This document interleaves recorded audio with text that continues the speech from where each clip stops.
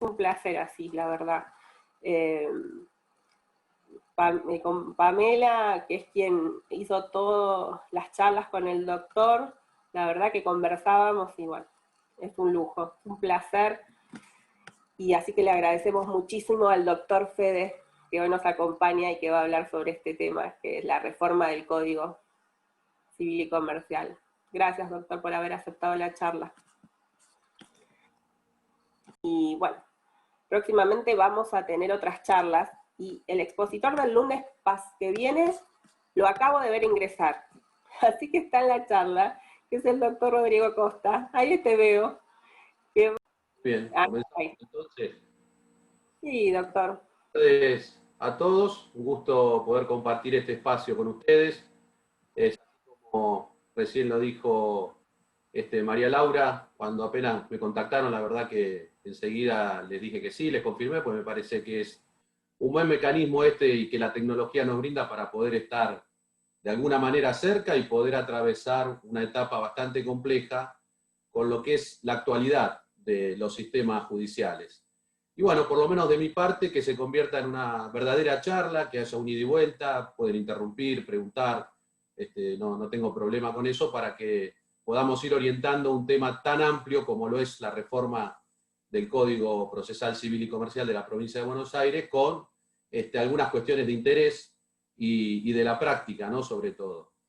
En primer lugar, agradecer al presidente del Colegio de Abogados de Moreno General Rodríguez, a Eduardo Schreider, y a la directora de este instituto, María Laura Oyarzábal, y a quien fue la mentora de esta charla, a Pamela von Hunefield, quienes han motivado un poco el temario y este encuentro para poder analizar, conversar y detectar dónde estamos parados, por lo menos en la provincia de Buenos Aires, en relación a lo que hace a la materia civil y comercial. Cuando hablamos de reforma, hablamos de una estructura que se va a modificar, ¿no? La codificación es una estructura normativa que atañe a determinados tipos de cuestiones, en el caso en particular a la materia procesal y particularmente en provincia de Buenos Aires la materia procesal civil y comercial, cosa que no sucede en otros ámbitos de nuestro país. Y no podemos dejar de atender que esta reforma de codificación tiene algunos antecedentes importantes que resaltar. Primero, cuando hablamos de codificación de códigos, y especialmente de códigos procesales, ¿a qué nos estamos refiriendo, no? ¿Para qué existen? ¿Cuál es su necesidad y su vinculación con el ejercicio profesional de la abogacía en este caso? ¿Cuál es la finalidad que tiene un código procesal en la vida de los ciudadanos? Y esta cuestión simplemente se puede resumir en donde hay varias finalidades que se cumplen a través de estos procesos. Y acá traemos también la palabra proceso para empezar a trabajarla y empezar a determinar qué significa esto. El proceso civil comercial, el proceso jurisdiccional, el proceso en el sistema judicial, es uno de los tantos y tantos procesos que existen en el mayor de los procesos, que es la vida humana. Dentro de ese gran contexto se viene a posicionar el proceso judicial. Un proceso que, si además lo bajamos a la realidad del día a día, lo podemos cuantificar que la provincia de Buenos Aires tiene un índice de litigiosidad de los más grandes del país, el más grande del país, sobre todo el ámbito del conurbano, y donde muchísimos de los ciudadanos pasan por la jurisdicción, pasan por los tribunales, pasan por los juzgados. Y la verdad, y esto sí es una cuestión para resaltar también en política judicial, de que la gran mayoría inevitablemente va a pasar por el ámbito de los fueros civil y comercial.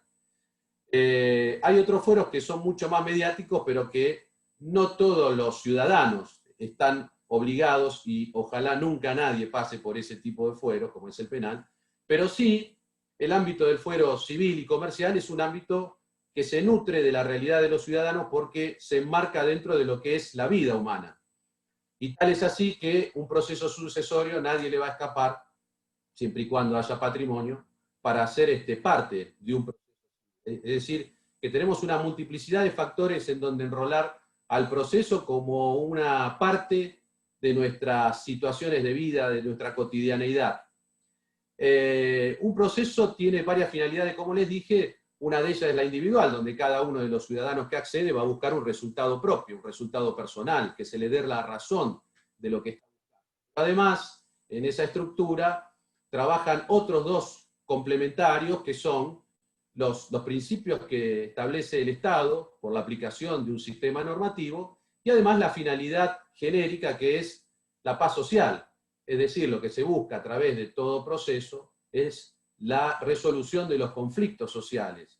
Esa es nuestra prioritaria y primer función como jueces. Trabajamos para la pacificación, para la resolución de los conflictos, lo que no es más ni menos que el concepto de paz social. Si no hubiese conflictos, los abogados, los jueces, la justicia quizá no existiría en el modelo que hoy entendemos.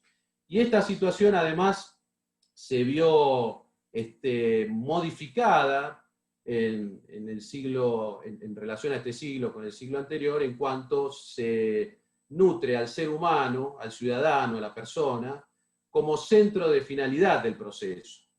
Antes la persona estaba en un rango distinto, era un medio, era un instrumento dentro del proceso. Hoy podemos decir que la mirada que se tiene, y con mucha justificación, es que es la única finalidad de la iniciación de un proceso, ya que los conflictos son conflictos humanos. Esta situación dentro de lo que es el proceso judicial se ve también aparejada y enmarcada con los avances que ha tenido la sociedad moderna, para llamarla de alguna manera, en los últimos años, principalmente con un punto de inflexión, con un momento de inflexión en la historia de nuestro país, que fue la modificación del Código Civil y Comercial en agosto del 2015. Esto trae una inevitable mirada a los sistemas procesales, y una de las situaciones fundamentales de esto es que el Código Civil y Comercial pone al juez en un rol que no tenía con anterioridad dentro de lo que es el sistema normativo. Sí lo tenía enmarcado dentro de la jurisprudencia, estaba reconocido, estaba con determinadas facultades establecidas en el ámbito jurisprudencial, pero no dentro del ámbito normativo tan claramente como lo posiciona luego el Código Civil y Comercial. Tal es así, por ejemplo, en materia de obligaciones, en materia de contratos, en materia de responsabilidad civil, cuando el 771 habla de la facultad del juzgador respecto de la fijación de intereses en las deudas por sumas de dinero, el control judicial de las cláusulas abusivas por adhesión o en referencia a los contratos de consumo en 1122, y esto hago una pausa acá porque me parece que es de mucha trascendencia la mirada que hoy también podemos tener respecto de lo que son cláusulas abusivas en la situación de pandemia que estamos viviendo, ¿no? Creo que va a ser una de las grandes cuestiones, sumado a la teoría de la imprevisión y a lo que teníamos nosotros desde hace muchos años estudiado, pero que no se aplicó más, como la fuerza mayor, en donde va a renacer en cuanto a la mirada que vamos a tener que tener todos los operadores judiciales en todos los sistemas del derecho, en todos los ámbitos, en todos los fueros. Pero bueno, ya en el 2015 la reforma traía aparejada estas nuevas miradas. En responsabilidad civil, cuando regula la acción preventiva del daño en el 1711 al 1713, es decir, que hay una nueva posición del juez en el ámbito de la resolución del conflicto y de la apreciación de lo que tiene en los procesos judiciales. También tengamos en cuenta que en la provincia de Buenos Aires tenemos un código bastante antiguo, para decirlo de alguna manera, ya que data del año 1968. Fíjense ustedes todo lo que ha sucedido en el transcurso de estos años en materia de avances jurídico, de sistemas judiciales, y todo el impacto que generó los últimos adaptaciones a lo que son las herramientas que tenemos hoy en los sistemas informáticos y en la digitalización de los procesos. O sea, inevitablemente había que hablar de reforma en algún momento y cuanto antes. Bueno, esto suscitó que se convoque por parte del Poder Ejecutivo Provincial en el año 2015 a una comisión revisora y reformadora del Código Civil y Comercial Procesal de la provincia de Buenos Aires.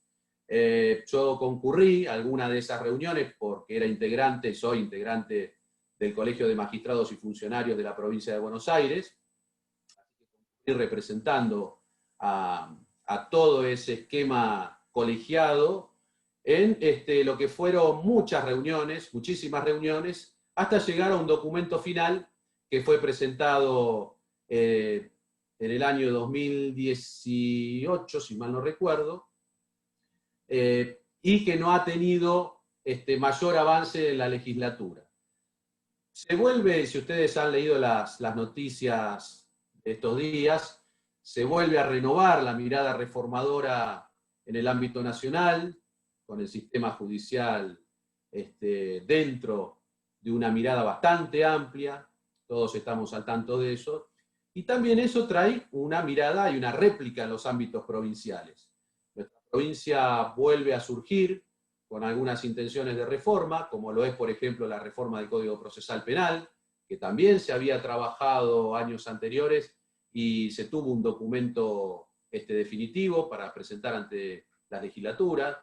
También está charlando y hablándose del Consejo de la Magistratura de la provincia de Buenos Aires, y yo creo que también va a ser de conversación provincial el Código Procesal nuestro, ¿no?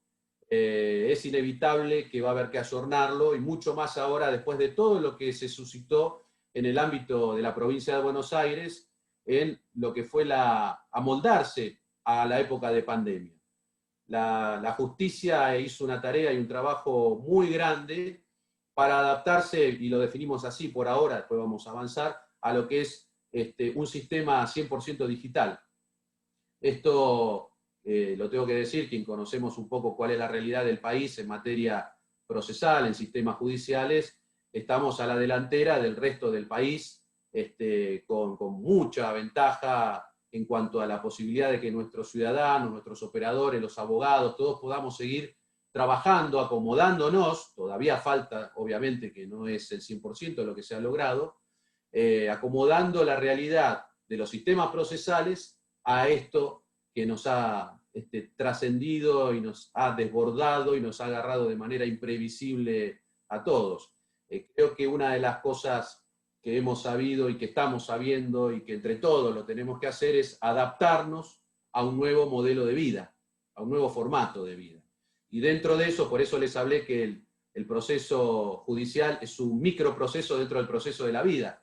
Los operadores, los abogados, los jueces, los empleados, los ordenanzas, todos los que componemos esa gran estructura de trabajo en materia procesal, nos vimos primero movilizados en forma personal, en lo humano, y después fuimos a abordar muy de a poco lo laboral, lo profesional. Bueno, ese es el camino que todavía se está haciendo, es el camino que estamos llevando adelante, gracias a Dios, con muy buenos resultados en los distintos. Obviamente que hay mucho por avanzar, mucho por resolver, pero creo que los primeros pasos han sido muy bien dados por parte de nuestra Corte, sobre todo.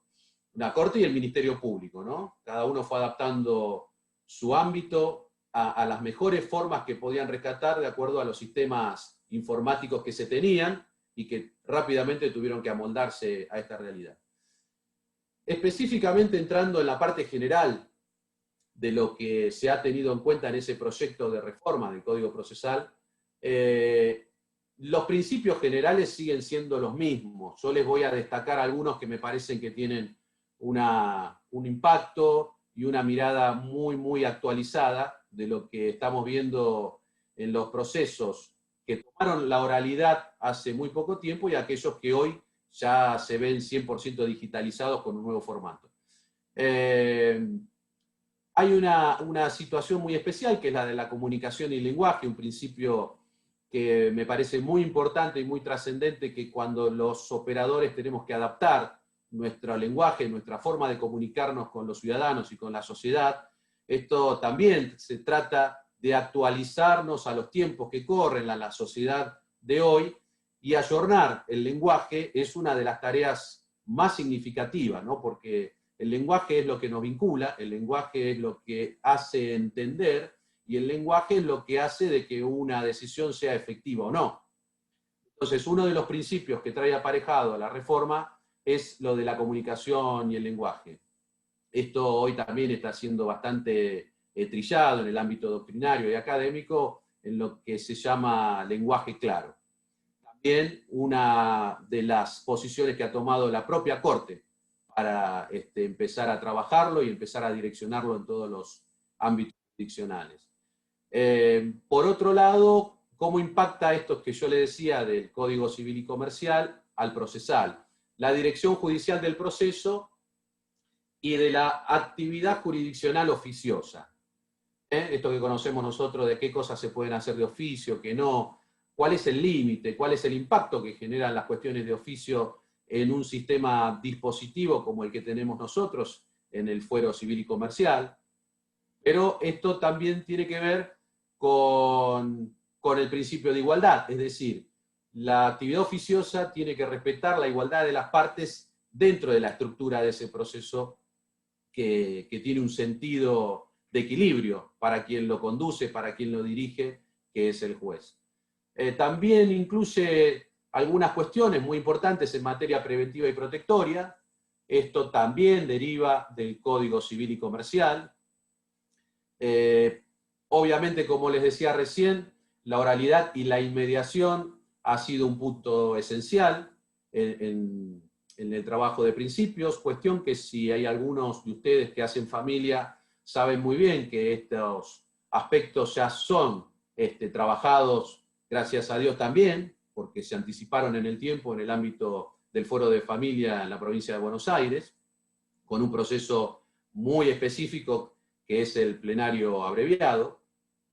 Bueno, y el resto de los principios generales son los mismos que contemplaba el anterior código, el de congruencia y contradicción, lealtad, probidad y buena fe, concentración, celeridad, economía procesal, legalidad, adaptación de las formas procesales, la preclusión procesal, y uno quizás que sí es importante, no por lo novedoso, pero sí por la inclusión dentro del código, es el de la mediación previa. Se incluye a la mediación dentro del código y ya no en una ley específica como la que tenemos ahora. En el desarrollo que se hace de las temáticas dentro del proceso, la mediación tiene dos aspectos genéricos, que es aquellas cuestiones que son obligatorias, las que se excepcionan de este tipo de proceso, de trámite previo, etapa previa, y las que son optativas. O sea, hay tres diferentes posibilidades respecto del tipo de trámite que se inicien.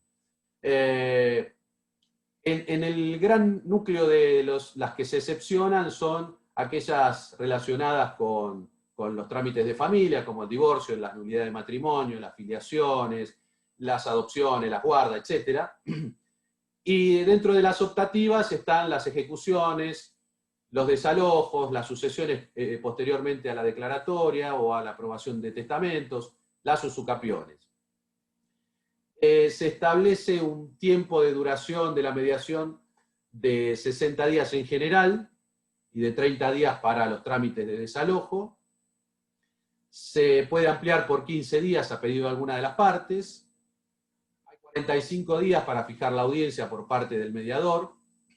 Y bueno, acá viene una de las cuestiones que ya empezamos a analizarlas en particular en estos tiempos que están corriendo, que es el comparendo personal, ¿no? Una de las obligaciones que se establece en la reforma es el comparendo personal. Primera cuestión que la tenemos que mirar con criterios de adaptabilidad al día de hoy y por qué. Ya podemos ir agregando algunas cosas de lo que está sucediendo y de lo que se ha resuelto. La Corte ha determinado de que las audiencias de mediación se puedan tomar por medios telemáticos, es decir, que se ha avanzado en esto más allá de lo que establece el proyecto. No podemos dejar de mencionar, como para no dejar de pasar ahora eso, de que la Corte ha sacado, la Corte y la Procuración, pero más que nada refiriéndonos a nuestro espacio, entre 35 y 40 resoluciones y acuerdos en esta etapa de pandemia. Así que todo eso tiene un impacto directo en los procesos. Algunas cuestiones podemos mencionar hoy, yo les voy a comentar respecto de algunas situaciones que se están dando y cómo se van modificando, y también hay que entender que estos cambios, estas modificaciones no son unánimes, no es de aplicación 100% en la totalidad de los criterios de los jueces. ¿Por qué? Porque hay una variedad de situaciones que conllevan a interpretar de distinta manera, y en algunos casos directamente porque no se tienen los medios como para poder abordar lo que se ha decidido. Bueno, siguiendo con, si quieren hacer alguna pregunta o interrupción, no hay ningún problema. Eso no sé, María Laura, si hay alguien. Doctor, lo que habíamos determinado es que si querían podían escribir en el chat. Si usted quiere abrimos los micrófonos, pero eso va a ser, si no van a Como tener ustedes, que... yo no tengo ningún problema, ¿eh? Todo lo que pueden hacer, creo que todos saben, o si no lo saben, pueden, porque tampoco vemos a todos, ¿no? En la primer pantalla, o pueden levantar la mano y tanto Ana como yo que estamos administrando le podemos ir dando la palabra si quieren decir algo, y si no, escriben en el chat. Si alguien tiene una duda hasta ahora o quiere mencionar algo y quieren que abramos el micrófono, lo podemos hacer, ¿sí? Está el doctor Bengoa, que lo veo, recién lo veo. Hola, buenas tardes, doctor. Y está el doctor Tomagueli, que es el director del Instituto de Derecho Civil.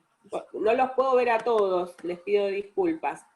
Ahí hay una doctora Rosana Mongielo, que hace una pregunta, a ver, con respecto a la oralidad.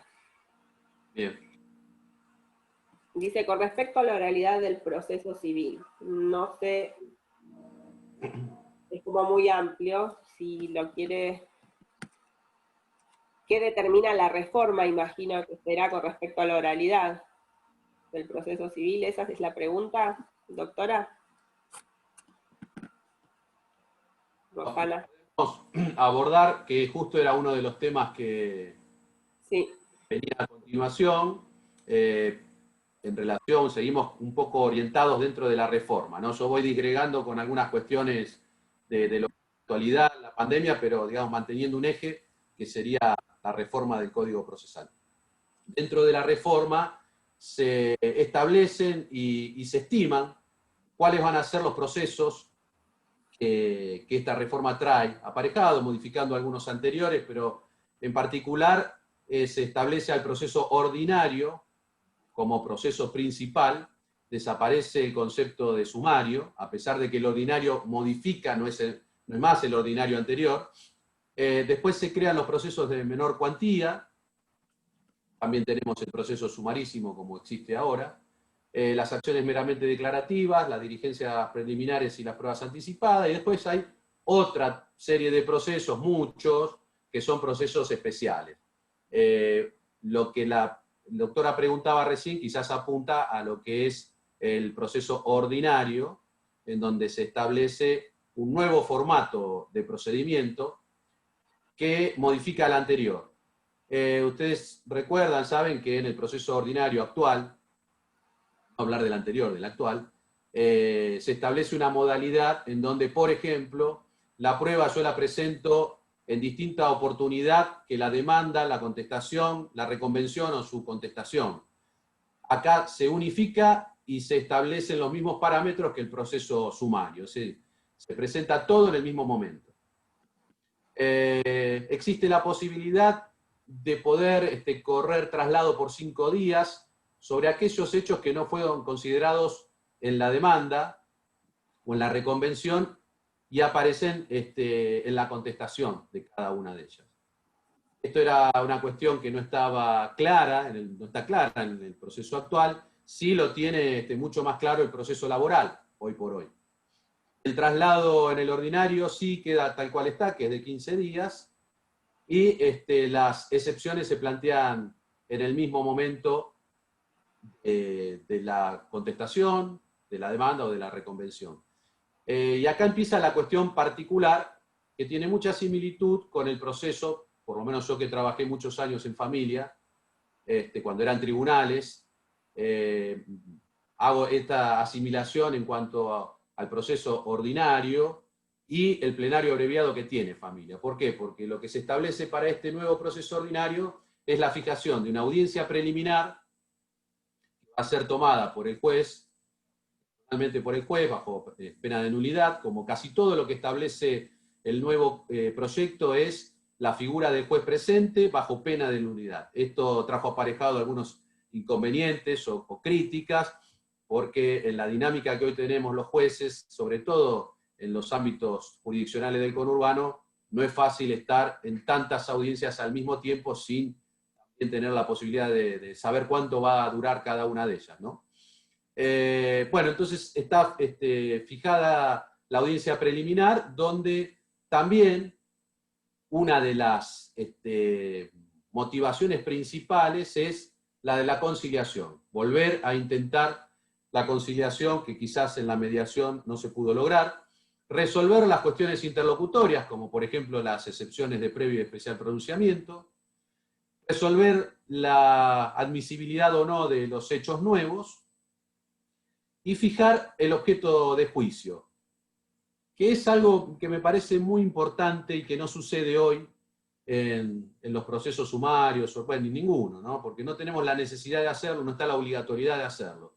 Y la realidad es que muchas veces, porque se le pasa a quien presentó, se nos pasa a nosotros quienes controlamos, se llegan con objetos de juicio no muy claros. Y esto a veces uno lo puede advertir. Imagínense que hay juicios que duran muchos años, y eso se va perdiendo en el tiempo y en el desarrollo del proceso, cuestión que también hay que evaluar, ¿no? Y merituar el tiempo en los procesos. Este es otro tema para poder conversar y charlar. Entonces ese objeto llega a un punto antes de la sentencia en donde que el juez se encuentra en la situación de decir, ¿qué hago con esto? Lo paso a sentencia con la debilidad que tiene este proceso por no tener un objeto claro o diversificado, o lo sentencio de la manera que está planteado, donde muchas veces el perjuicio para las partes es significativo, sobre todo por el tiempo que ha pasado. Bueno, creo que es una buena nota esta de obligar a los operadores judiciales a establecer el objeto de juicio en la audiencia preliminar, en esa primera audiencia, en ese primer momento en donde el juez se encuentra con las partes y con los letrados. Eso conlleva a la fijación adecuada de la prueba, a qué prueba es la necesaria, cuál no es necesaria, superflua, y desecharla, si no corresponde realizarla, e inmediatamente fijar la vista de causa dentro de los 90 días. Este es un poco el esquema que tiene que ver, obviamente, con quizás la pregunta que se hacía, con el sistema de oralidad que se tiene hoy.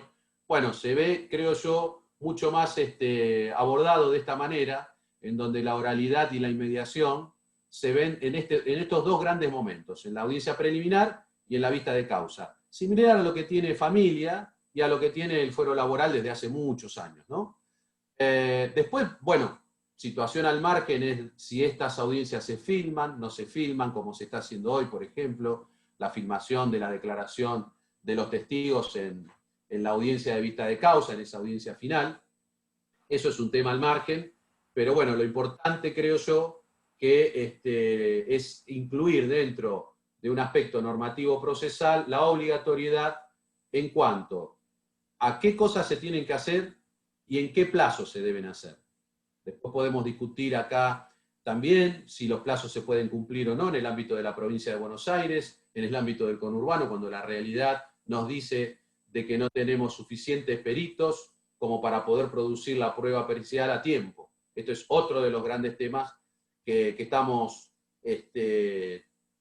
sin resolver, no por mala voluntad de nadie, sino porque hay una realidad que nos supera a todos. No hay suficientes peritos en el ámbito de la provincia, inscriptos, anotados, para poder abordar y abarcar todas las necesidades en los procesos, por lo menos hablo de los nuestros, ¿no? De los procesos civiles y comerciales.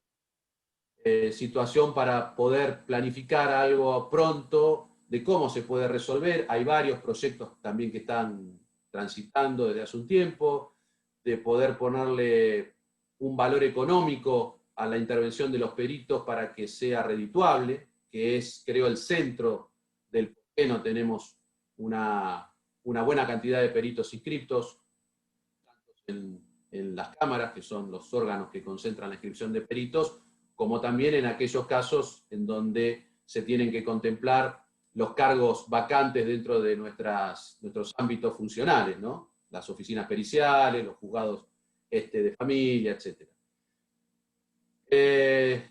Esto puede tener una ampliación de 180 días, esta parte del proceso, y establece una situación muy particular con respecto a la prueba, a la carga de la prueba. Algo hablábamos, María Laura, hace un ratito con esto, ¿no? De cuáles El eran principio los... de la admisibilidad o de la iniciativa del juez con la prueba. Esa era mi consulta cuando estábamos hablando antes en privado.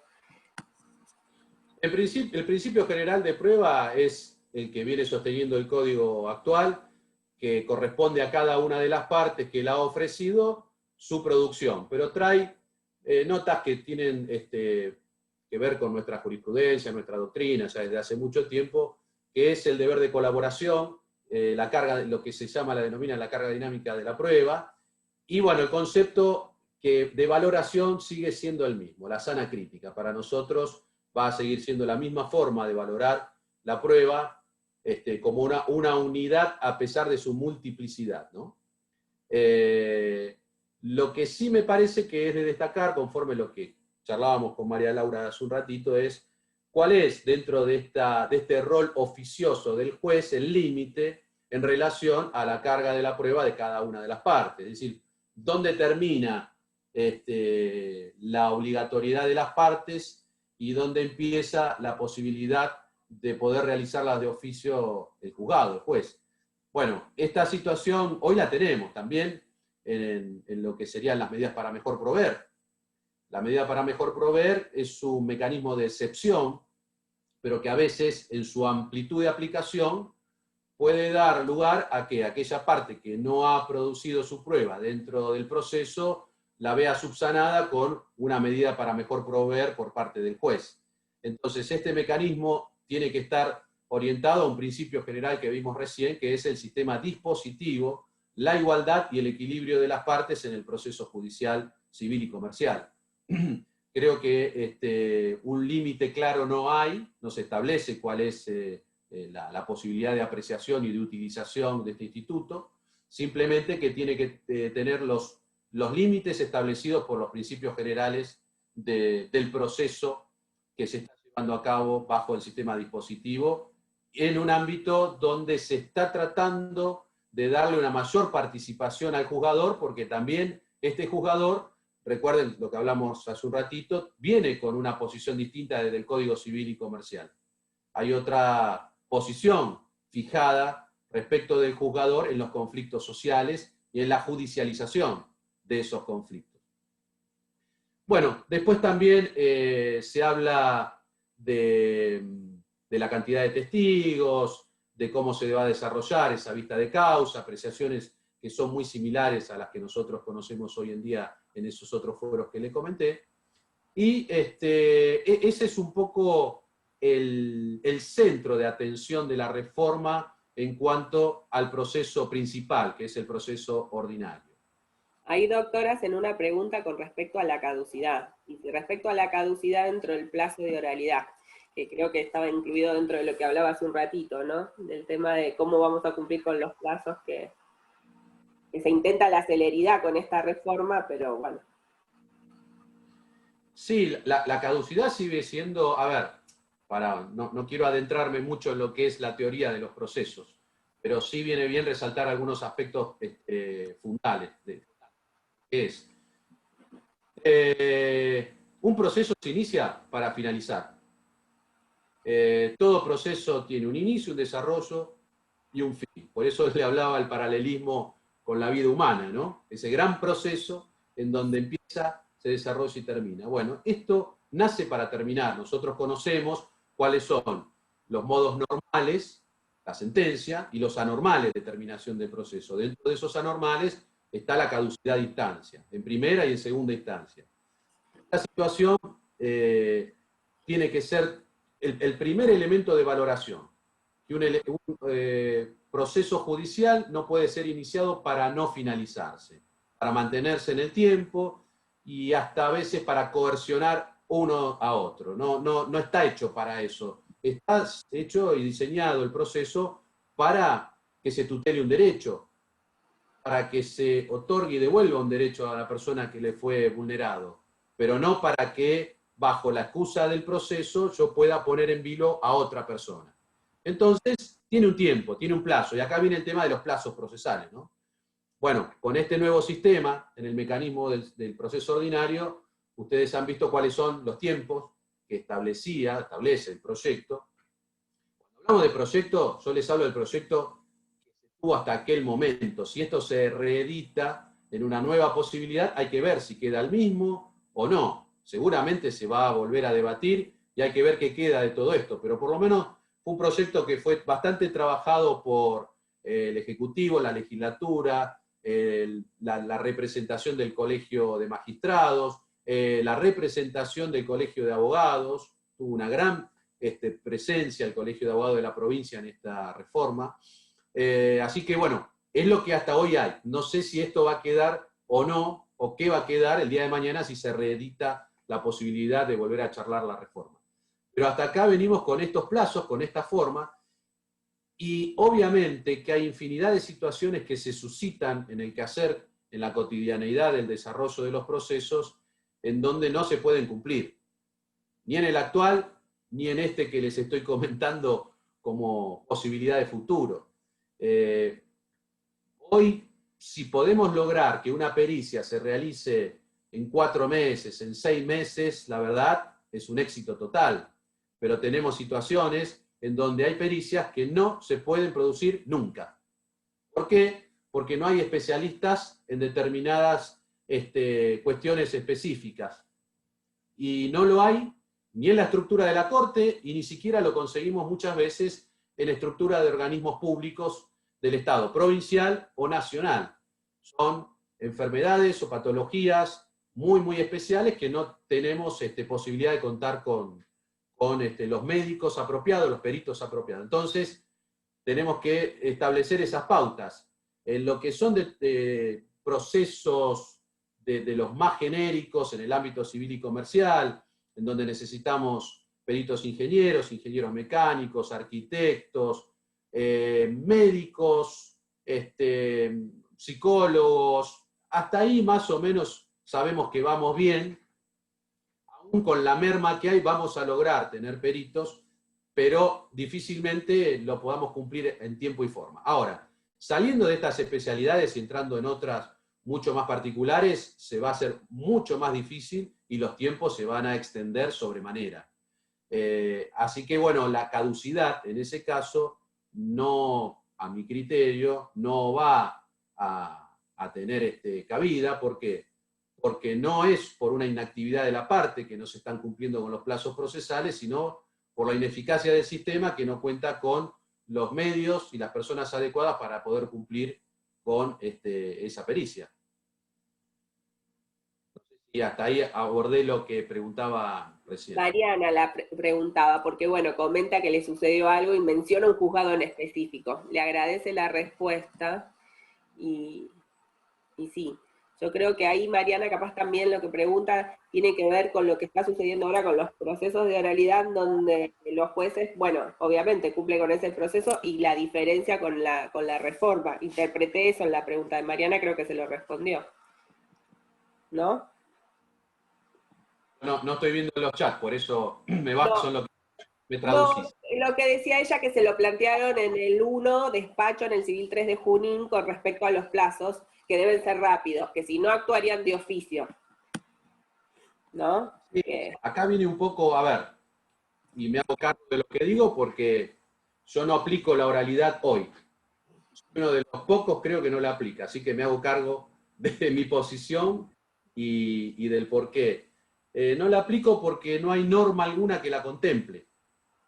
Lo que se aplica es un plan, una adhesión a un plan de oralidad que es Justicia 2020, así fue denominado.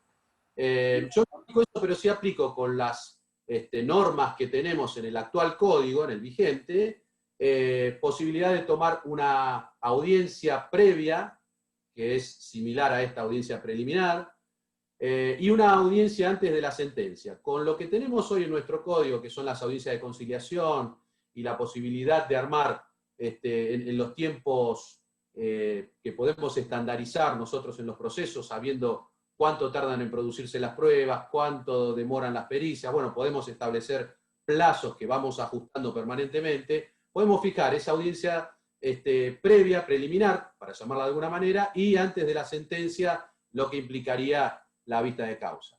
De cualquier manera, el sistema funciona igual, y lo único que sucede en el caso de la oralidad es que los jueces están, por lo menos en el ámbito del conurbano de San Martín, muy sometidos a la realidad, es decir, no tienen todos el sistema en sus propios despachos de cámaras y de micrófonos para poder tomar las audiencias en los días y horarios que se establezcan, que ellos establezcan. Entonces hay que armar un sistema de cronograma de audiencias por departamento judicial, en donde van teniendo días y horas. Esto también hace de que los plazos y los tiempos haya que reubicarlos de manera adecuada para que todos tengan la misma posibilidad en una semana.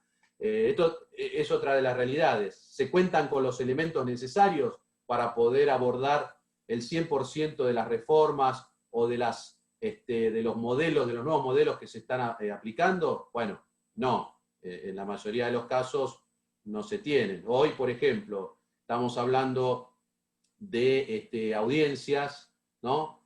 Por medios telemáticos, por lo que hoy tenemos dentro de la estructura de nuestro Poder Judicial de la provincia, pero no tenemos cámaras y micrófonos en nuestros despachos. Entonces empiezan estas infinidad de posiciones. ¿Lo puedo interrumpir?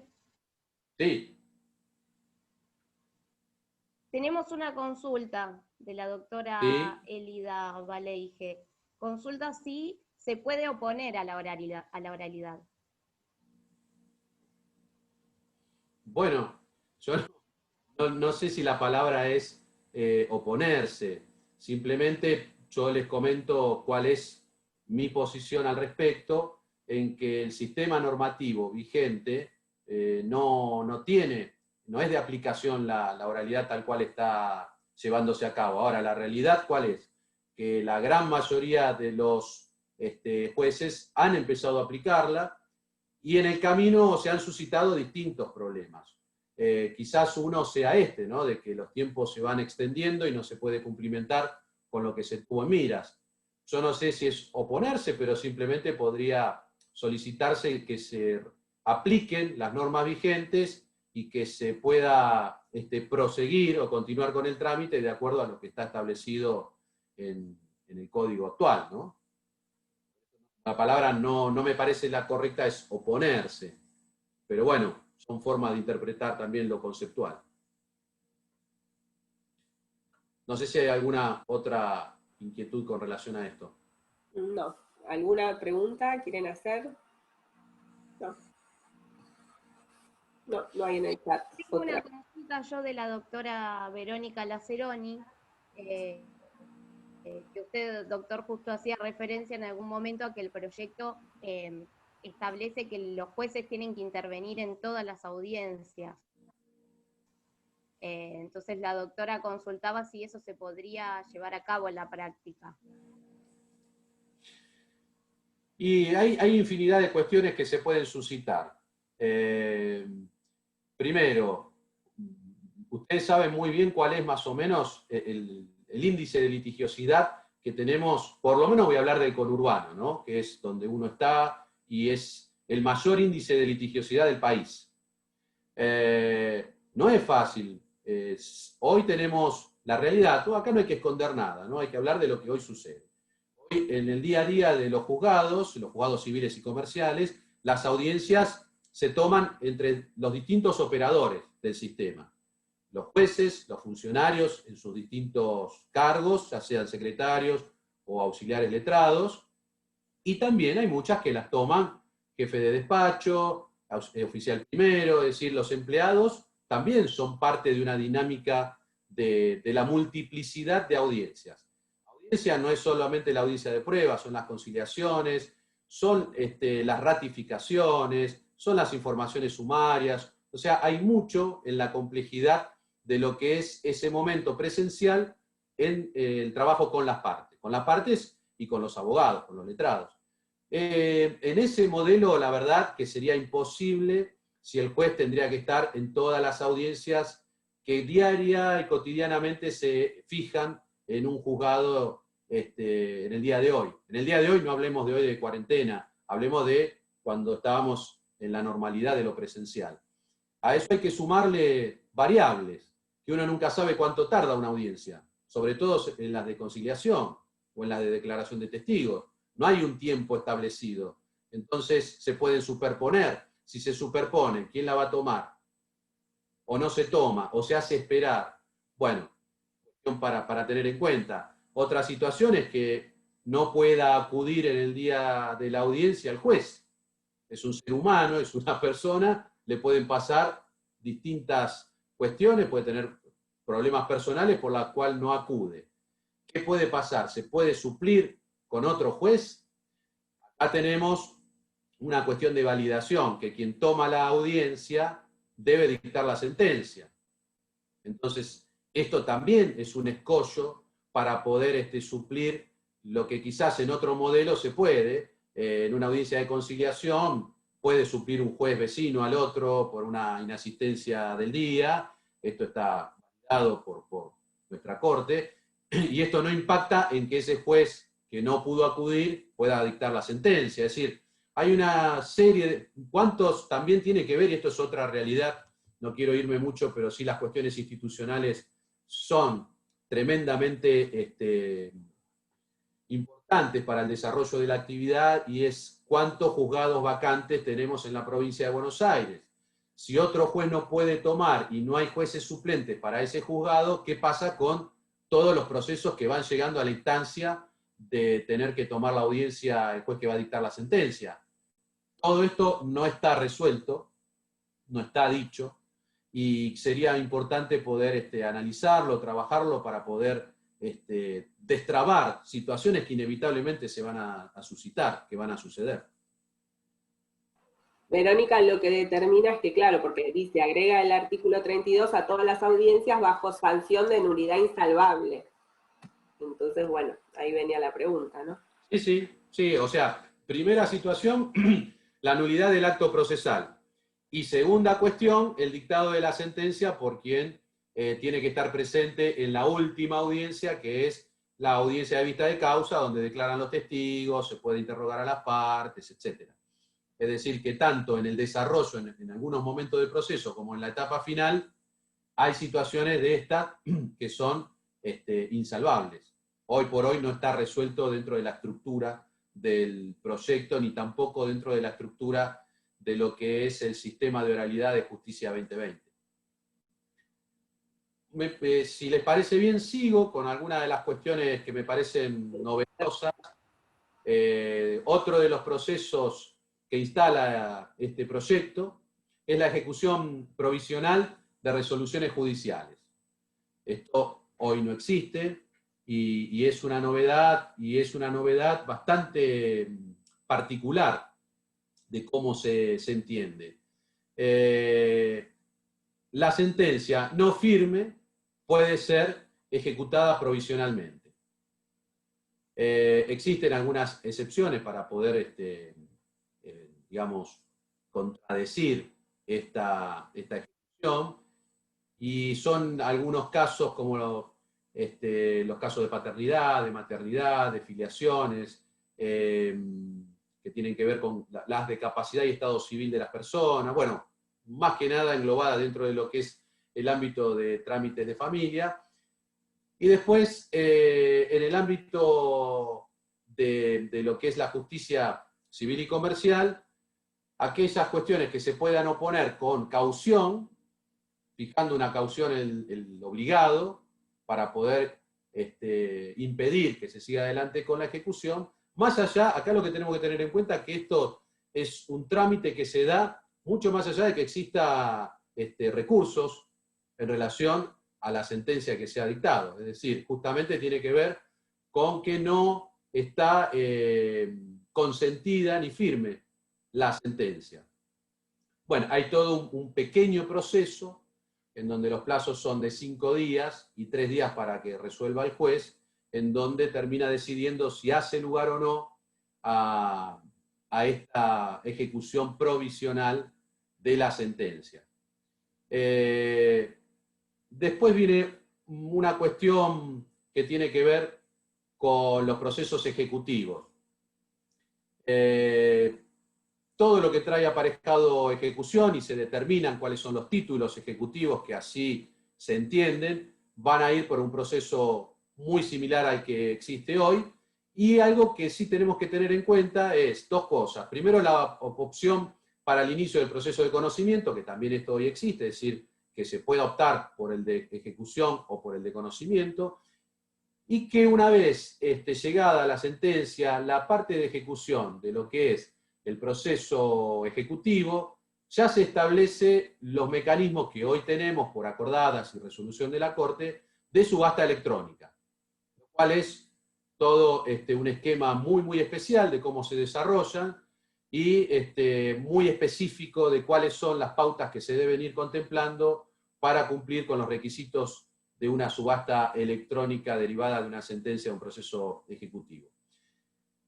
Se integran los procesos monitorios. Esta es una vieja concepción y discusión doctrinaria, en donde se determina cuáles van a ser las cuestiones que van a ir dentro de lo que son los procesos monitorios, y ahí están lo que podemos determinar como obligaciones exigibles de dar cantidad de cosas o valores mobiliarios o de cosas muebles ciertas y determinadas, la restitución de cosa inmueble en comodato, o en distintos supuestos específicos que se van a entender como dentro de lo que es el proceso monitorio.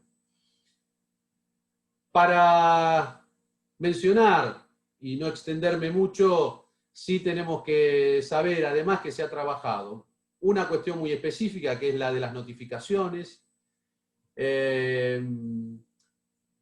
cómo se entiende el nuevo formato de los recursos, ¿sí? Se modifica todo lo que nosotros teníamos conceptualizado de una manera especial, tenemos en la actualidad, se hace una determinación mucho más sencilla, en amplio, restringido, todo esto que teníamos de inmediato, diferido, suspensivo, no suspensivo, se trabaja en un modelo mucho más sencillo. Se establece la posibilidad de reposición sobre interlocutorias dictadas por el mismo juez, cosa que hoy no es viable, no es factible.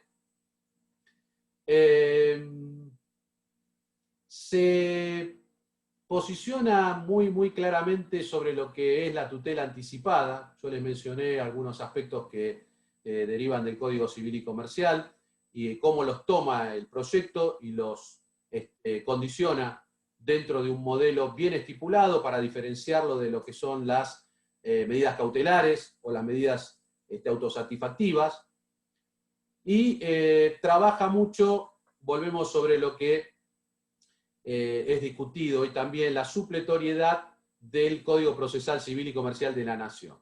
Esto trajo aparejado muchas discusiones internas en donde obviamente hay una oposición a que el Código Procesal de la Nación sea supletorio a aquellas cuestiones que no estén integradas, claras, dentro de lo que es nuestro concepto y nuestro modelo de proceso civil y comercial de la provincia de Buenos Aires. Yo no sé si quieren que abordemos ahora, utilizando un poco el tiempo y quizás lo que es hoy de mayor interés, cómo estamos transitando con el actual código, con estas proyecciones que yo les comenté recién, la realidad de lo que es nuestra pandemia y cómo nos tuvimos que ajustar de manera rápida a un proceso, entre comillas, novedoso y moderno, que no teníamos en miras, o sí lo teníamos medianamente en miras antes de que suceda esto, porque la Corte y la provincia ya venía trabajando en el modelo informático de sistematización de procesos en camino hacia lo digital. No habíamos llegado, habíamos quedado en lo que era el expediente electrónico, no digital, y hoy sí estamos 100%, por lo menos en el fuero nuestro, digitalizado, ¿no? No, perfecto, doctor. Sí. Bueno, ahí Elida dice las notificaciones, no sé si es una pregunta, Pero sí, creo que además con las últimas resoluciones y los letrados surgen muchas inquietudes con el tema de las audiencias, ¿no? De absolución de posiciones, testimoniales, bueno, donde ahí es donde, bueno, todas esas cuestiones que vienen a mostrarnos una nueva realidad y a la que nos vamos a tener que adaptar. Sí. Yo creo que hay algunas cuestiones importantes, muy importantes para conversar, ¿no? Una es que tenemos un expediente digital hoy al 100%, ahora podemos hacer alguna aclaración de si se cumple o no el 100%. Esto quiere decir que hoy el expediente se puede iniciar directamente en receptoría digitalmente y transitar toda su vida procesal hasta la sentencia, inclusive hasta los recursos, de manera digital, sin la presentación de papel. También podemos acá después hablar de cómo se construye el proceso con la documentación necesaria para la apertura y para la sentencia, la cual no se puede obviar, ¿no? Por ejemplo, estos títulos que hablábamos para el inicio de las ejecuciones. No se pueden salvar de manera digital. ¿Por qué? Porque hay que verificar una firma o hay que validar una firma. Cuando tiene que reconocer firma el demandado respecto de un contrato, no se puede, por lo menos hoy, hacer de otra manera que no sea con el documento papel. Tenemos pequeñas excepciones que se van dando para la regla general de lo digital. Otro es el tema de las notificaciones. Esto hoy está siendo muy, muy cuestionado, o por lo menos se está conversando, debatiendo para lograr una unidad de criterios en cuanto a cómo poder ir avanzando en los procesos en la realización de las notificaciones, porque si yo bien lo puedo iniciar, ¿cómo hago en una notificación con traslado de cédula o con un mandamiento de intimación que tienen que ir necesariamente al domicilio real, cuando las oficinas de mandamientos y notificaciones no están funcionando? Entonces ahí se está planteando, y ha sido un planteo también del Colegio de Abogados de la provincia, de ver la posibilidad de oficiales ad hoc o carta documento, que es uno de los temas, una de las posibilidades. Y acá se suscitaron distintas apreciaciones. La Corte sí ha, de alguna manera, dado la posibilidad a los tribunales de juzgado de familia para que puedan hacerlo por medio de distintos métodos, hasta el WhatsApp. Ya hemos tenido también noticias de, creo que fue de Lomas o de Matanza, no me acuerdo, el juzgado de familia, que lo hizo por Facebook. O sea que la amplitud en familia ha avanzado, y no así en el caso nuestro en forma genérica, en donde tenemos una determinación específica en la norma procesal en que taxativamente se niega la posibilidad de hacer el traslado de demanda por otra modalidad que no sea la cédula a través del oficial notificador. Esto es un tema que tenemos. La ley por un lado, la norma, y la necesidad y los protocolos, pero no las modificaciones normativas necesarias. Yo siempre digo que la seguridad jurídica es que exista igualdad en el acceso y en el tránsito de los procesos judiciales. Entonces esto no amerita más que reglas claras de juego para todos. Para el que está en el conurbano, para el que está en el interior, para el que está en un fuero, para el que está en otro. Y lo que es para uno debe ser para todos. Entonces, no habría más que modificar el Código Procesal Civil y Comercial rápidamente, hacer modificaciones quizás muy chicas, pero rápidas, a través de la legislatura, obviamente, para que pueda empezar a funcionar de manera lógica, con igualdad y sin estancamiento en los procesos. Y esto es simplemente la modificación por lo menos en este caso, de un inciso de un artículo. Obviamente que ese artículo también habla de otras imposibilidades, como por ejemplo la notificación para la confesional, las rebeldías también deben hacerse de determinada forma y no permite que se realice, por ejemplo, por documento.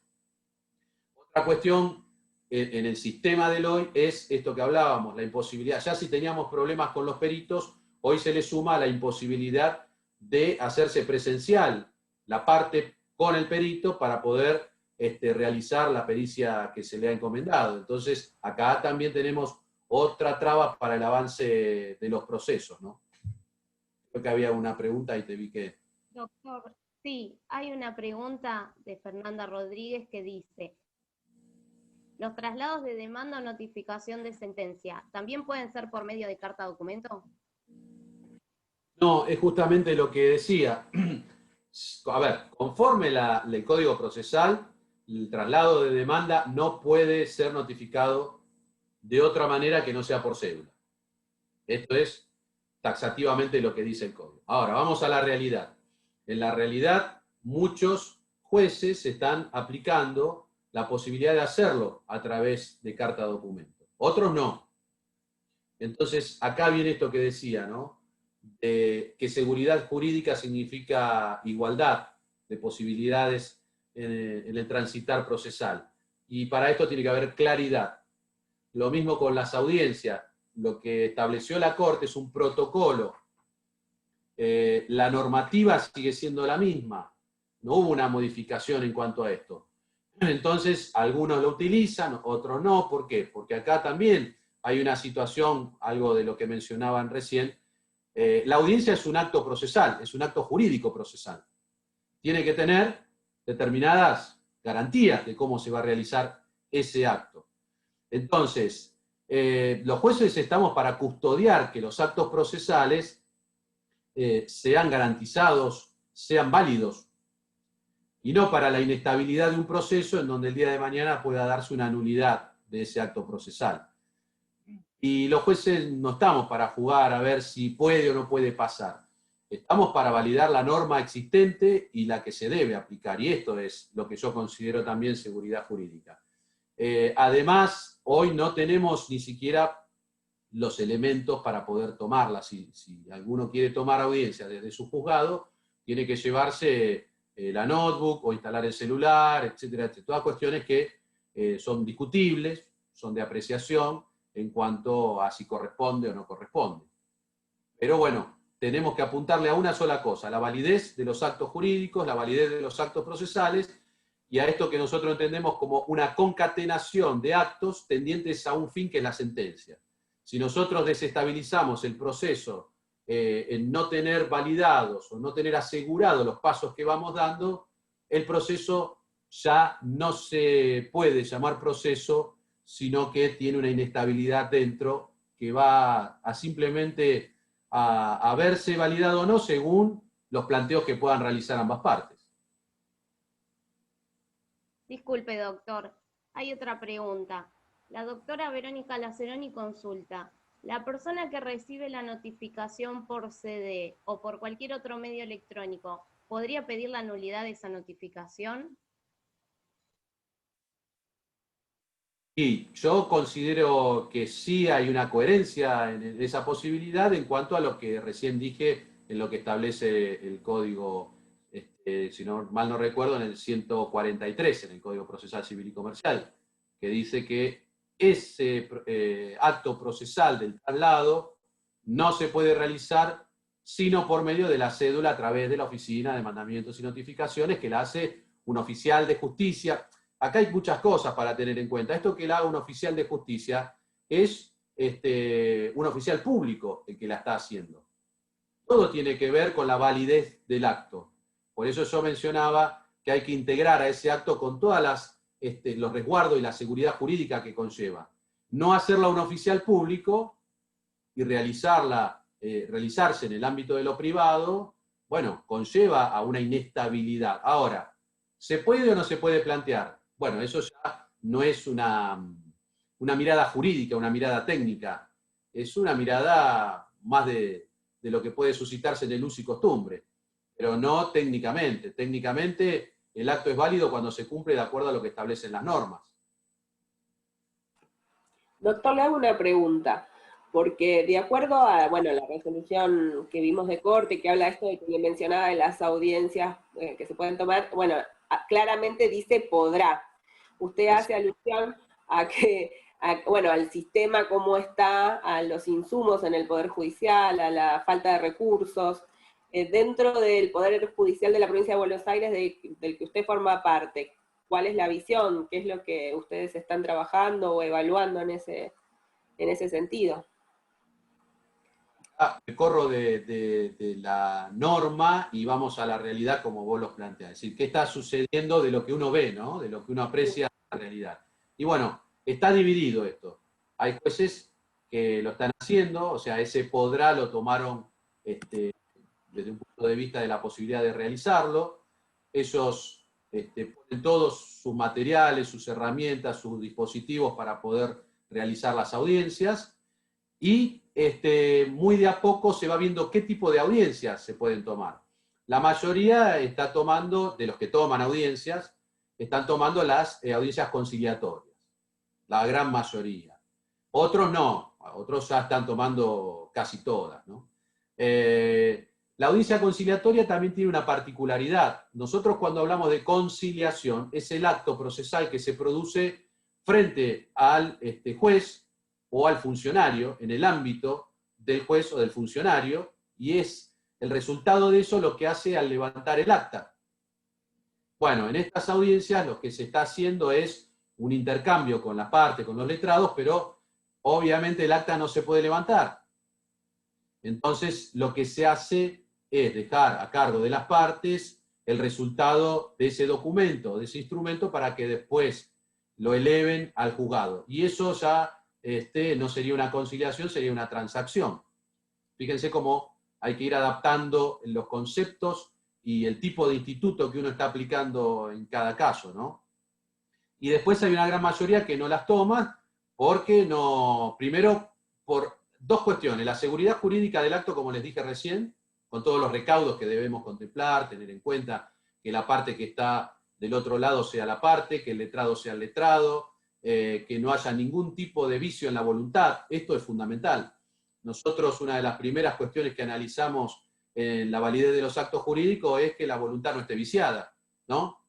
Discernimiento, intención y libertad. Bueno, ¿cómo cotejamos eso del otro lado de la pantalla? Para decirlo bien claramente. Eso no está resguardado y hay que ver cómo un sistema normativo puede resguardar esto también, ¿no? Hay que pensarlo muy bien, hay que estudiarlo muy bien. Y por otro lado, tampoco están los resguardos de seguridad de los sistemas informáticos. La verdad es esta, no es un sistema con mucho de resguardo de seguridad.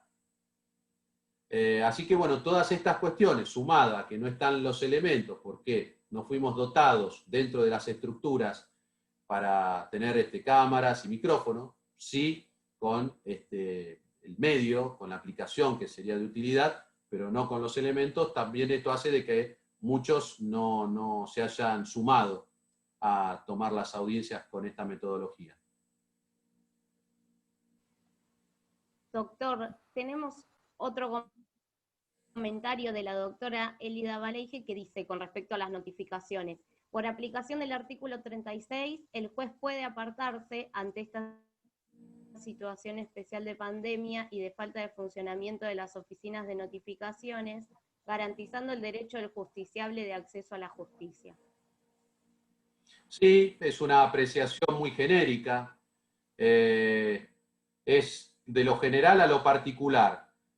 Es una apreciación genérica al 36, que habla de las medidas ordenatorias o instructorias que pueden tener los jueces, que es una mirada muy amplia para todo el contexto del proceso, pero cuando hay una norma específica, lo general cede, y es esto de la valoración, ¿no?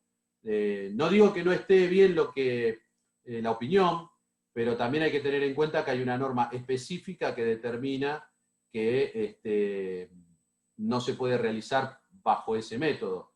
La verdad es que por este motivo es que hay tanta discusión en el ámbito, ¿no?, que se resolvería simplemente con dotar de manera adecuada, después de 5 meses, a las oficinas de mandamiento y notificaciones, para que puedan cumplir su tarea como corresponde y como muchos otros funcionarios judiciales la cumplimos yendo presencialmente a trabajar cuando vamos, o sea, algunos todos los días, otros rotando. Bueno, hay formas, hay maneras, con los cuidados, con los protocolos, para poder abordar estas situaciones que se extienden en el tiempo y complejizan, porque si ustedes saben la cantidad de cédulas y mandamientos que tienen las oficinas acumulándose, porque los juzgados se las mandamos, cuando abran, no va a haber manera de que puedan cumplir con su tarea adecuadamente. Entonces, ¿cómo se va a resolver eso? Bueno, no se ha tomado medidas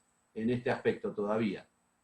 Doctor, y en la práctica, cuando se envía para las notificaciones con carácter urgente, que se entiende que eso sí, ¿no? La oficina debería realizarlas, eso se está Esas sí cumpliendo. las realizan. Ah, Esas sí la sí. realizan. Y el Sí. criterio de ustedes ante esos casos, ¿cuándo una notificación es urgente? Porque un traslado de una demanda, ¿en qué Y bueno, situación? ahí viene el concepto de urgencia en la generalidad de los procesos, ¿no? Por eso fue la determinación de que familia se considere como que todo tiene una mirada distinta a lo que es nuestro fuero. Entonces ahí sí se adaptó rápidamente a esa posibilidad de hacerlo por distintos medios. En el caso nuestro es distinto. La urgencia, ¿qué es? Una ejecución de un pagaré, la ejecución financiera de un documento, el traslado de una demanda de daños y perjuicios, de un tema de vecindad, de una medianería o de un amparo por salud. Bueno, un poco en toda esa gama, y ahí sí los jueces nos tenemos que hacer cargo de qué determinamos urgente o no. Obviamente empezamos por lo más obvio y lo que el sentido común nos dice que, pues no está en la ley, no está determinado esto, qué es urgente y qué no es urgente. Entonces, obviamente que los amparos, las cuestiones que tienen que ver con los aspectos de salud, las restricciones a la capacidad, bueno, hay una mirada de alguna manera humana que tenemos que hacer de los procesos judiciales, ¿no? Que ese es otro tema, la humanización de los procesos judiciales y la constitucionalidad dentro de los procesos judiciales. Bueno, es otro gran tema para poder charlarlo, pero sí nos tenemos que hacer cargo porque si nosotros vamos a tener una mirada en donde es urgente un daño, es urgente una medianería, es urgente todo. Entonces ya directamente habría que abrir el 100% de las causas a darle la posibilidad de que sea notificada de esa manera. Entonces, bueno, vamos haciendo una valoración jerárquica de cuáles son las que corresponden y cuáles no, ¿no? Eso es proceso a proceso, ni siquiera es por materia. Hay procesos que hay que mirarlos con mayor detenimiento. El doctor Bengoa determina que en el marco de los amparos de salud se han ordenado notificaciones electrónicas y en la actualidad, mediante resolución de la Suprema Corte, se le notifica directamente al domicilio electrónico del fiscal de Estado. No sé si en el Civil 4 o habla en términos generales, ¿no? No, es en términos generales, por lo menos ha llegado a la disposición de la Corte para cumplir con esa manda de notificación. Es decir, de a poco algunas cuestiones que dependen de la organización por parte de la Corte se van haciendo. Es decir, hay situaciones de notificación, por ejemplo, a los ámbitos públicos, que la Corte los está resolviendo. Por ejemplo, ¿no? Con la Fiscalía de Estado. Se dio un domicilio único para que todas las notificaciones que deban serlo a la Fiscalía de Estado se hagan ahí y de manera electrónica. Es decir, que ese sería el principio de los mecanismos que hay que ir de alguna manera imitando. Esto se tiene que dar para con todas las situaciones. El único caso que es más complejo es el traslado de la demanda, es la primera intervención del tercero de cómo realizarlo. Pero el resto debería ya suplirse por la electrónica. Y hay maneras, por ejemplo, una de las cuestiones que todavía hoy sigue siendo de notificación papel son las que van con copias. Bueno, esto se puede solucionar. Se puede solucionar donde la notificación sea electrónica y las copias las pueda venir a ver, a verificar, a tomar conocimiento de la parte directamente del proceso. Hay distintos mecanismos de cómo lograr esto, desde el punto de vista del sistema informático, ¿no? Es decir, que lo único que tenía que hacer uno es anoticiar a la otra parte y que la parte, si quiere verificar documentación, lo pueda hacer directamente accediendo al proceso. Es decir, que ya hay un gran número de notificaciones papel que se podrían evitar. Y el día de mañana, ojalá, y esto es una idea que tengo y que he postulado, de que hubiese sido de mucha utilidad en estos tiempos, que cuando uno saca su DNI, ese DNI venga con un domicilio electrónico para siempre hasta que uno lo cambie. Entonces, que todas las notificaciones que deban realizarse personalmente y por primera vez deban hacerse a ese domicilio electrónico. Fíjense cuánto hubiésemos solucionado de lo que hoy estamos intentando resolver y todavía no se puede, y además porque ya se aplica, por ejemplo, la AFIP tiene este mecanismo. Entonces, sería adecuarlo a una realidad, a una actualidad, a los nuevos tiempos, a la nueva era digital, en donde mi domicilio, ese concepto de domicilio real que tenemos nosotros por el lugar donde habito, donde radico, se conceptualice en un domicilio, además, electrónico que se correspondería con el que se ubica en el DNI desde el día que yo lo obtengo. Y si tengo que modificarlo, mutarlo, cambiarlo, bueno, tendré la posibilidad de realizarlo en el momento que corresponda. Bueno, ahora con la implementación de la firma tenemos... No escuché bien. Ah, no, justo había una pregunta y creo que el doctor Bengoa se la respondió, ¿no? Bueno, yo estaba hablando justo por encima, disculpa, Pamela, léelo, discúlpame. La pregunta de la doctora Cobian Mariela era la siguiente. Para retirar un oficio dirigido al registro de la propiedad inmueble de Buenos Aires, que lleva folio y firma hológrafa, debemos retirar el oficio en el juzgado, nos piden que acreditemos la urgencia para la inscripción, y la realidad es que el cliente quiere inscribir y hoy es incierto la reanudación de la actividad. El doctor Ángel Bengoa le contestó que si el instrumento es firmado digitalmente por el funcionario del juzgado y remitido a registro, no hace falta el folio de seguridad. Sí, bueno, quizás hay muchos casos en donde quedaron folios de antes de la pandemia para retirar y otros que están ordenados y eso sí, se siguen firmando con folio de seguridad. La verdad, en esto tenemos que tener una mirada de actualizarnos día a día. No es lo mismo los primeros 15, 20 y el primer mes de pandemia que ya 5 meses de esta situación. Entonces, bueno, la mirada hay que ir permanentemente readecuándola y en ese sentido creo yo que, bueno, ya con turnos que podamos ir dando adecuadamente y razonablemente para evitar todo lo que sabemos que hay que evitar, se pueden ir retirando o acercando, porque muchas veces los procesos también dependen de la documentación que se debe acercar al juzgado para poder iniciarlo. Una cosa es el inicio virtual y otra cosa es que se abra el proceso con el correspondiente primer despacho, como lo llamamos.